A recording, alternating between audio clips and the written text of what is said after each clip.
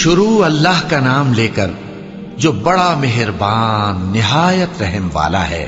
اے نبی صلی اللہ علیہ وآلہ وسلم، اپنے پروردگار کا نام لے کر پڑھو جس نے تمام کائنات کو پیدا کیا، جس نے انسان کو خون کی پھٹکی سے بنایا۔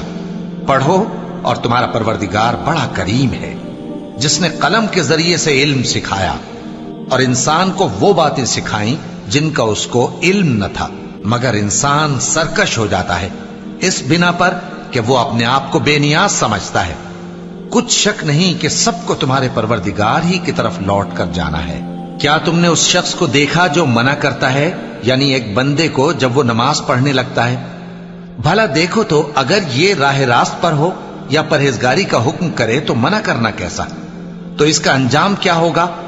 ذرا دیکھو تو اگر اس نے دین حق کو جھٹلایا اور اس سے منہ موڑا، کیا اس کو معلوم نہیں کہ اللہ دیکھ رہا ہے؟ دیکھو اگر وہ باز نہ آئے گا تو ہم اس کی پیشانی کے بال پکڑ کر گھسیٹیں گے، یعنی اس جھوٹے خطا کار کی پیشانی کے بال، تو وہ اپنے یاران مجلس کو بلا لے، ہم بھی دوزخ کے فرشتوں کو بلائیں گے۔